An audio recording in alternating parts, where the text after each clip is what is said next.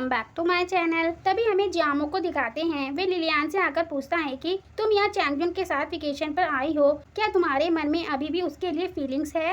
वे मना करती है, मेरे दिल में उसके लिए फीलिंग्स क्यों होगी, ये प्लान का हिस्सा है क्योंकि लिली भी इसी होटल में है और चैंगजुन मुझसे शादी के लिए फोर्स कर रहा है, तो मैं उसे यहाँ ले आई। अब हमें उसके लिए कुछ करने की जरूरत नहीं है। तभी उसके पास चैंगजुन का मैसेज आता है। वे उसे नीचे बुला रहा था। वे नीचे तो आ जाती है लेकिन वे थोड़ी डरी हुई थी कि वे क्या करने वाला है। उसके आते ही वे डर जाती है क्योंकि वह आता ही ऐसे है। फिर तभी चैंगजुन डांस करना शुरू कर देता है। उसका फनी डांस देखकर वो काम हो जाती है।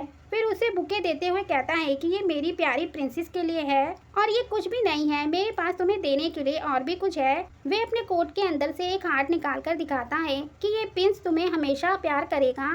लिलियान शर्मा कर दिखाती है तो चैंगजुन उसे किस करने के लिए बढ़ता है लेकिन वह उसे वहीं रोक देती है। चैंगजुन कहता है, जब से तुम कोमा से उठी हो तो मुझे अपने क्लोज ही नहीं आने देती।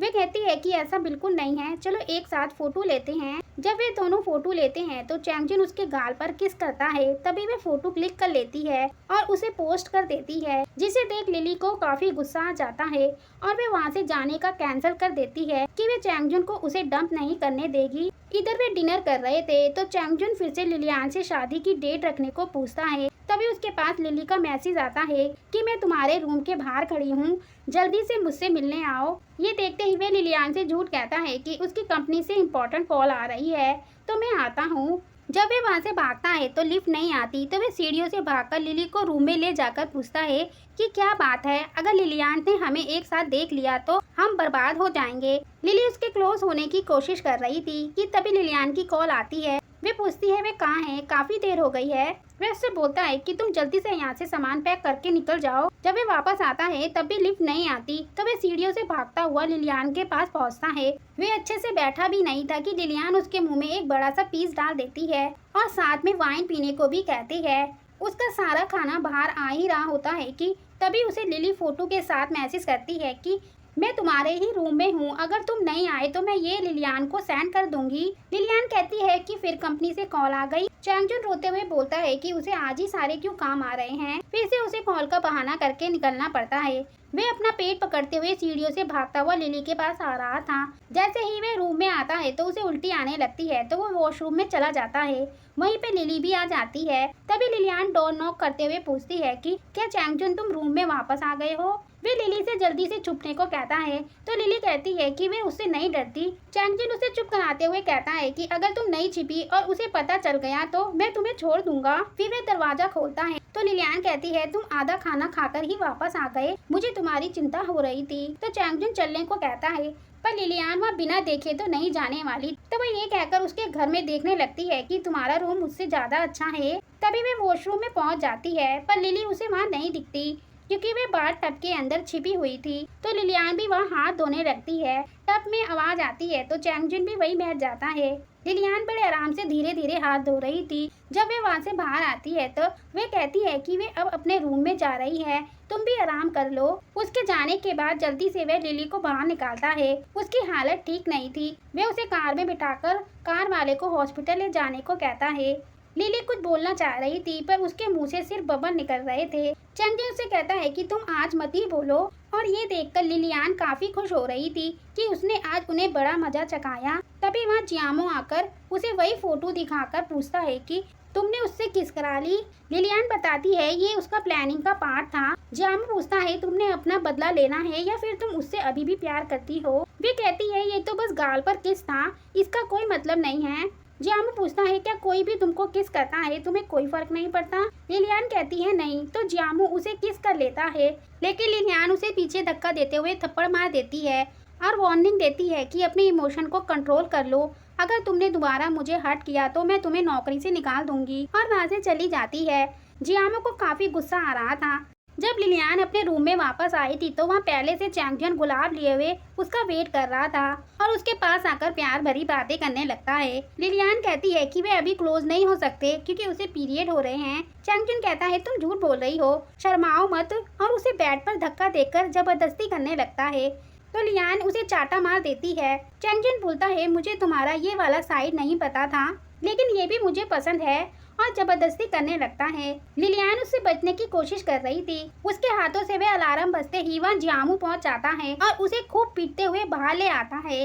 चैंगजुन कहता है तुम मुझे ऐसे नहीं मार सकते, मैं पुलिस को फोन करूंगा। जियामू लिलियान से पूछता है कि वो ठीक है कि नहीं। लिलियान मना करती है तो चैंगजुन कहता है कि मैं तुमसे बात कर रहा हूँ, तुम मुझे इग्नोर करके मेरी गर्लफ्रेंड से कैसे बात कर रहे हो। लिलियान कहती है कि वे मुझे प्रोटेक्ट कर रहा था। चैंगजुन इस पे कहता है कि मैं उसके साथ जो करना चाहूँ कर सकता हूँ, तुम बस एक बॉडीगार्ड हो। जियामू का गुस्सा और बढ़ जाता है। लिलियान उसे रोकते हुए सोने चली जाती है। चैंगजुन कहता है मुझे पता है तुम्हारे इरादे लिलियान को लेके ठीक नहीं है। तो जियामू भी कह देता है कि हाँ मैं लिलियान को लाइक करता हूँ। चैंगजुन को जियामू से डर भी लग रहा था। वह बोलते हुए वहाँ से जा रहा था कि मैं लिलियान को तुम्हारा असली चेहरा जल्दी दिखा दूंगा। लिलियान जब सोने जाती है तो वह सो नहीं पा रही थी, क्योंकि उसे चैंगजुन की जबरदस्ती और जियामू का ब्रेसलेट, जियामू का वह किस याद आ रहा था, जिससे वह सो नहीं पा रही थी। जियामू लिलियान के रूम के ही बाहर खड़ा था। तभी लिलियान बाहर आती है तो वह उसे देखकर पूछती है तुम यहाँ क्या कर रहे हो। वह कहता है मैं तुम्हारा पर्सनल बॉडीगार्ड हूँ, तो मैं किसी को भी तुम्हारे रूम में नहीं जाने दूंगा, ना ही किसी को फोर्स करने दूंगा। लिलियान पूछती है कल शाम तुमने भी तो यही किया था। इस पर जियामू माफी मांगते हुए कहता है कि आगे से वह ऐसा नहीं करेगा, वह उस दिन का वेट करेगा जब तक तुम न चाहो। लिलियान कहती है उसे इम्पोर्टेंट बात करनी है, चैंगजुन शादी के लिए फोर्स कर रहा है और मैं इसका सामना नहीं कर पा रही हूँ, तो मैं सोच रही थी कि तुम मेरा पीछा करने का नाटक कर सकते हो। जियामू उसके करीब आते हुए पूछता है बस नाटक करना है तो चलो इसे अभी से शुरू करते हैं, बेहतर होगा कि तुम बाद में इस पर पछतावा न करो। लिलियान वहाँ से अंदर आकर सोचने लगती है कि उसका दिल इतना जोर से क्यों धड़क रहा है। इधर जियामू काफी खुश हो रहा था कि चलो लिलियान ने मेरी तरफ पहला स्टेप तो लिया। अब नेक्स्ट डे दिखाया जाता है। लिलियान एक्सरसाइज कर रही होती है। वहीं पे चैंगजुन आकर कहने लगता है कि उसने उसके साथ कल गलत किया, उसे ऐसा नहीं करना था। फिर वे जियामू के खिलाफ उसके कानों में जियामू को बुरा भला कह रहा था कि वे उसे अभी निकाल दे, लेकिन पहले तो वे इग्नोर कर रही थी। फिर वे कहती है जब मैं परेशानी में थी तब तो तुमने कोई चिंता नहीं दिखाई थी, इसी वजह से मुझे जियामू को अपना पर्सनल बॉडीगार्ड रखना पड़ा।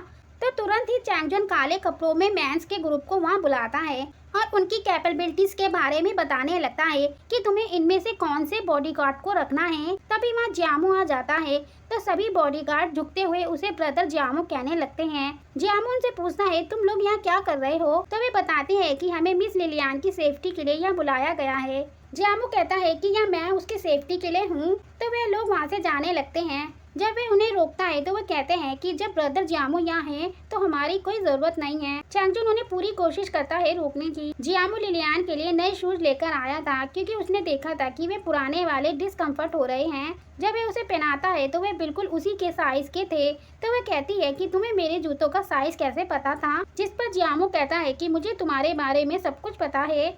लिलियान उसे देखने लगती है तो जियामू भी उसे प्यार से देखता है। ये देखकर चैंगजुन लिलियान को उसके साथ बाहर चलने को कहता है। चैंगजुन को चिंता थी कि जियामू लिलियान को चुरा सकता है। वह उससे जल्दी ही शादी करना चाहता था। उसे वेडिंग ड्रेस दिखाते हुए ट्राई करने को कहता है और अपनी भी ड्रेस ट्राई करने चला जाता है। तभी वहाँ डिजाइनर जियो के पास आकर कहता है कि तुम तो बहुत ही ज्यादा हैंडसम हो, तुम्हारी बॉडी तो बहुत ही ज्यादा अच्छी है, क्यों ना तुम मेरी न्यू कलेक्शन की ड्रेस को ट्राई करो। जियामू मना कर रहा था, लेकिन वह डिजाइनर उसे जबरदस्ती ले जाता है। जब वह वहाँ पहनकर आता है तो सभी उसकी तारीफ करने लगते हैं।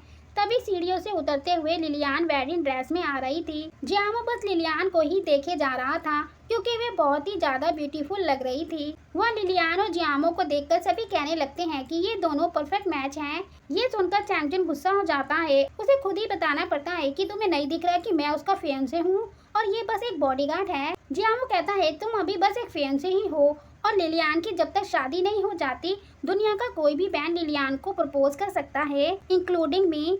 चैंगजुन कहता है कि लिलियान इसे बताओ तुम इसे चूज करोगी या मुझे। लिलियान कहने लगती है कि उसे अभी वॉशरूम जाना है। जब वे ऊपर चढ़ने लगती है तो उसका पैर मुड़ने से वे गिरने वाली थी।